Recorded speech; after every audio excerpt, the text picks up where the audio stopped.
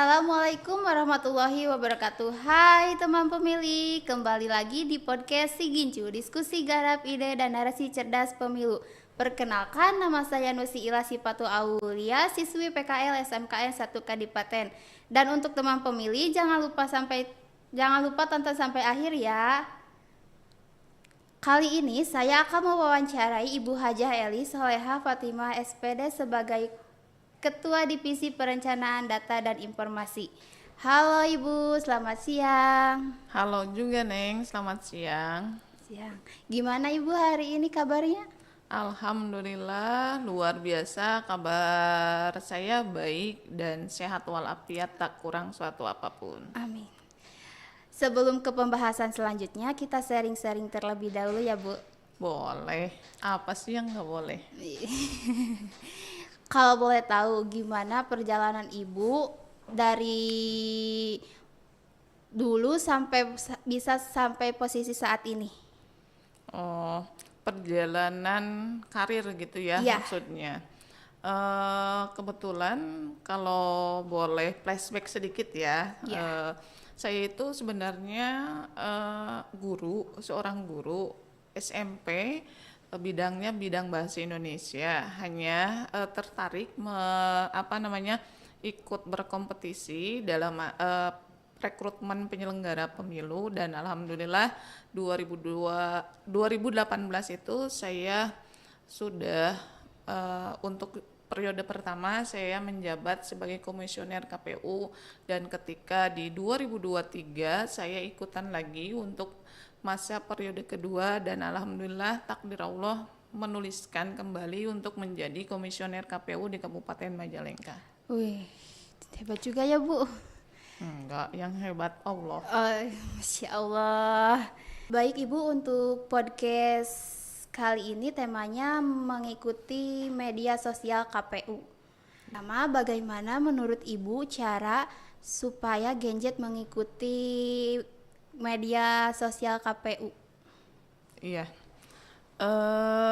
Sekarang itu kan Genjet itu semuanya serba media ya, elektronik, terus internet yang paling utama. Nah, ketika informasi yang ingin disampaikan di Genjetnya bisa menerima, kita itu ketika membuat kayak semacam gini nih, sekarang Ya, podcast, podcast. kemudian mungkin dari TikTok yang sekarang semua merambah, Genjet pun menyukai TikTok gitu. Kalau untuk Facebook kayaknya udah nggak terlalu fokus mereka ya. gitu. Gimana caranya kita bisa memberikan edukasi, informasi terkait dengan KPU, terkait dengan kepemiluan yang bisa menarik mereka, menggugah mereka untuk esensi kepemiluan tentang KPU. Jadi mereka tertarik. Akhirnya kita mungkin ketika harus mengupload TikTok ataupun YouTube dan lain sebagainya yang sekiranya bisa menggugah ke keminatan mereka gitu. Genjet, kenapa sih? Oh iya, ada apa? Ketika memang menginformasikan tentang kepemiluan kayak kemarin tentang pilkada, informasi itu mungkin dengan tag-tag atau dengan simbol-simbol yang emoji-emoji yang bisa menarik mereka gitu. Ya. Terus gimana tuh supaya Genjet bisa paham dengan itunya teh Bu? Apanya? Terkait dengan informasi edukasinya yang disampaikan KPU. Ya, maksudnya itu. Saya sendiri sebenarnya kan membidangi data dan informasi. Kalau terkait dengan yang namanya pengelolaan, sebenarnya ada job description sendiri di KPU itu sendiri, ada sub bagiannya yang melakukan kegiatan ini. Kayak sekarang itu mungkin di bagian SDM dan Parmas ya. Ketika itu ada bagiannya, dan kebetulan di KPU Majalengka ini sebenarnya sudah komunikatif, sudah edukasi, sudah inovasi terkait dengan informasi media sosial yang bisa menggugah semangat dan keingintahuan Gen Z itu. Kebetulan ada bidang yang membidanginya itu untuk media sosial itu sendiri kan dari subbagian SDM itu Panunu yang setiap hari dia sudah kita kasih edukasi sebelumnya untuk mengupload atau kegiatan yang ada di KPU seperti apa, itu yang bertugas dan bertanggung jawabnya itu sendiri ya bagian Panunu gitu. Kan zaman sekarang mah ibu udah ini teh Apa? beda zaman dulu. Iya, jadi untuk memberdayakan semangat dan informasinya dari Gen Z itu sendiri, kita selain edukasi terkait informasi tentang kepemiluan, mungkin mereka dengan cara misalkan siapa yang like and subscribe dari YouTube atau mengikuti IG-nya KPU atau TikTok KPU, nanti kita mungkin untuk inovasi selanjutnya bisa kasih reward mereka dengan ketika bisa di forward kayak gitu ya, Ya. bisa di scrap, bisa disebarkan lagi terkait dengan informasi-informasi yang diberikan oleh KPU Majalengka, kita ngasihnya berupa inovasinya reward itu sendiri, baik itu pulsa ataupun yang lainnya yang sekiranya bisa menyemangati Gen Z itu sendiri untuk bisa berkontribusi atau bisa mengisi hanya media sosialnya itu bukan hanya untuk kegiatan yang lain kayak semacam drakor, tapi setidaknya bisa membuka paradigma mereka untuk menyukai gitu bahwa ini loh KPU, soalnya KPU itu sendiri awam, apalagi Iya. ini Gen Z. Gen Iya. Z udah seleranya beda banget Iya gitu. beda banget sekarang mah ya. Nggak kayak zaman dulu. Iya. Dan untuk kedua, apa peran KPU di luar pemilu selain menyelenggarakan pemilu? Iya, saya memberikan sedikit informasi terkait apa sih yang dilakukan KPU setelah mungkin kegiatan pemilu atau kegiatan pilkada berakhir. Sebenarnya kegiatan pemilu setelah pilkada ataupun berakhir atau pemilu dan pilkada itu berakhir, kami tidak serta-merta duduk manis atau tidur atau apa ya yang disebutnya menerima gaji buta, bukan Iya. seperti itu. Kami tetap melakukan pekerjaan, tugas dan tanggung jawab sesuai dengan tupoksinya, sesuai dengan regulasi yang diturunkan oleh KPU RI itu sendiri. Misalkan saya selaku Kadip Rendatin gitu, setelah pemilu itu ada amanat Undang-Undang 7 2017 terkait dengan pemeliharaan data pemilih. Data pemilih itu sendiri setelah ini berakhir, kita itu kan nanti harus mempersiapkan data pemilih.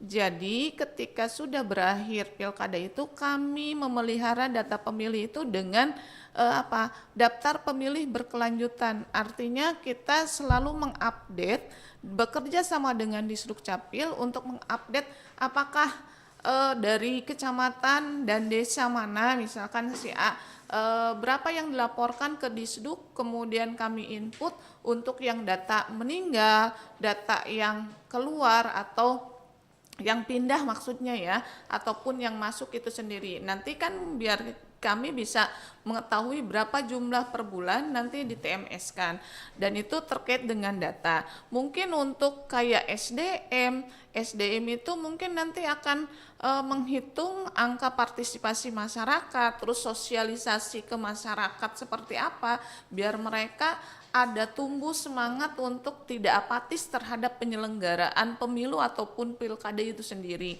Kemudian kalau untuk dari perencanaannya juga, perencanaan data dan informasinya itu sendiri, kami merencanakan anggaran terkait anggaran yang akan diterima atau yang akan dibutuhkan untuk penyelenggaraan pilkada selanjutnya di tahun 2029 atau 2030 itu apa saja yang harus dipersiapkan, berapa nominalnya, kebutuhan apa saja yang seperti itu. Jadi kami masih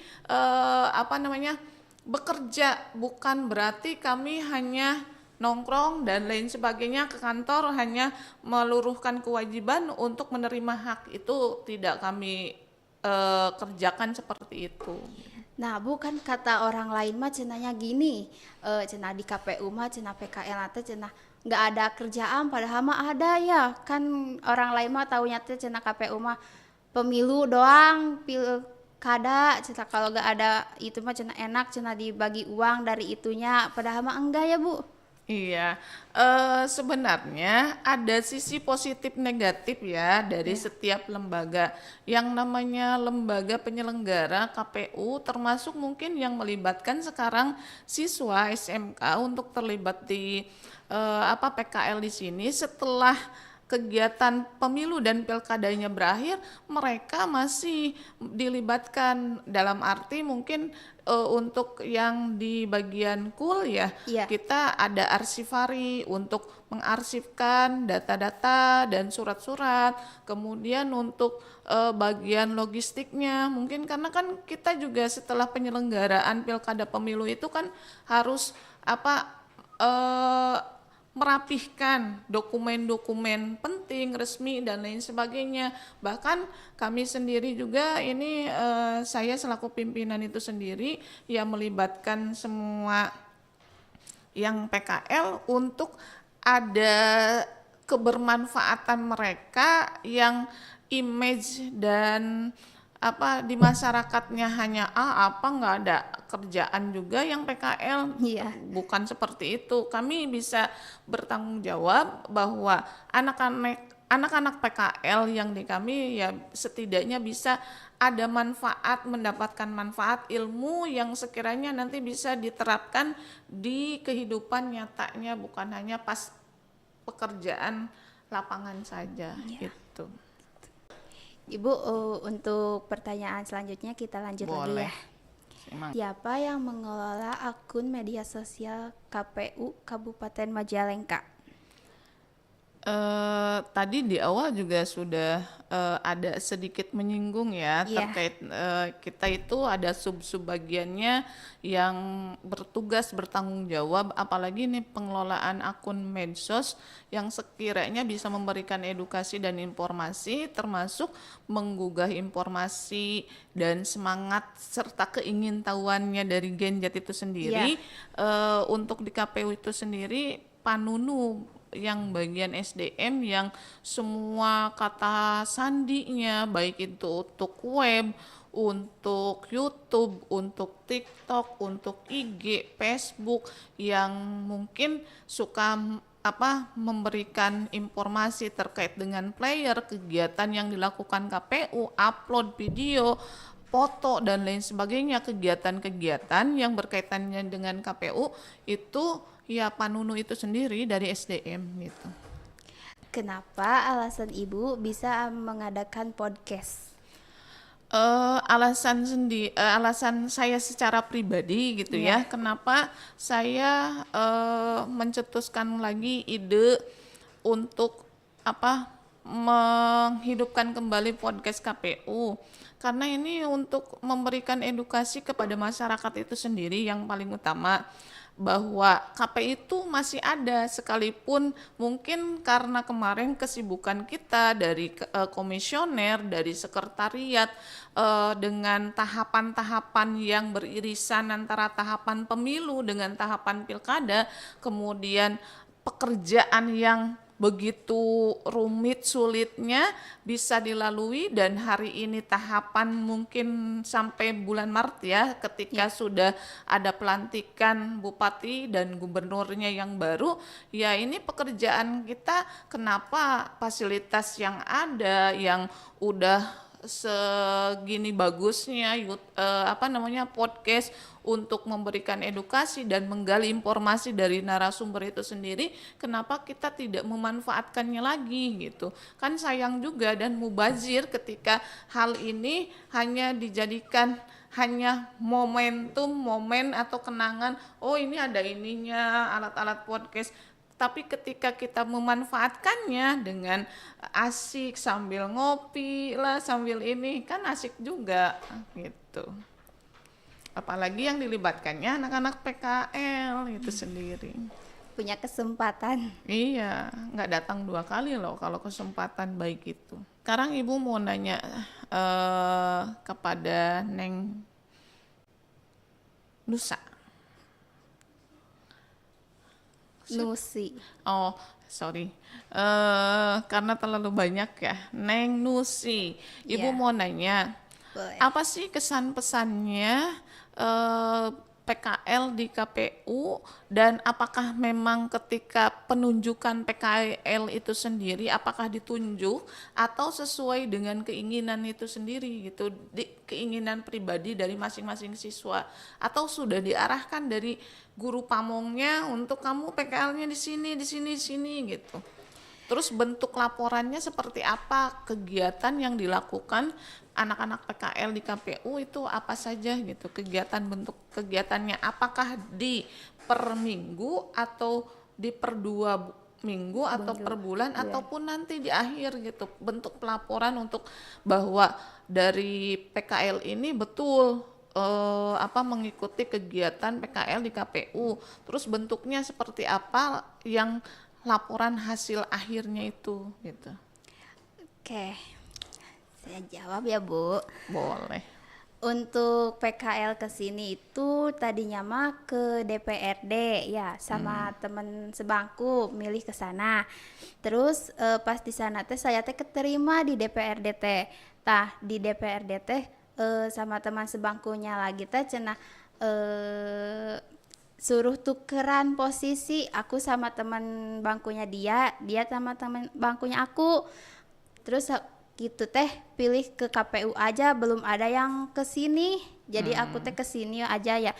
Sugan keterima.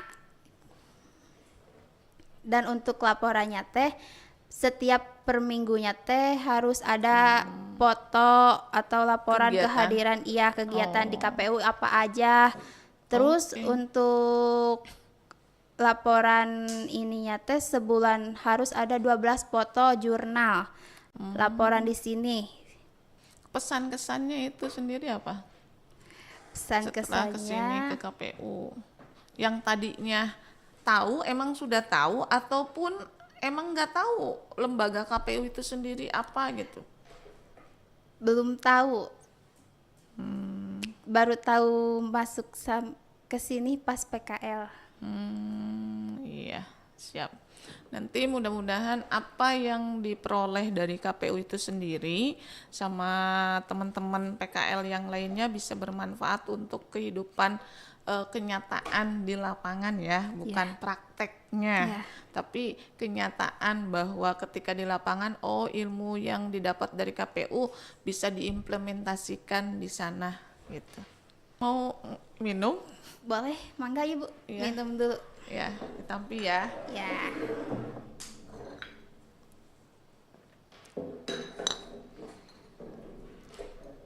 Terima kasih untuk Ibu atas partisipasinya sudah podcast dengan kami.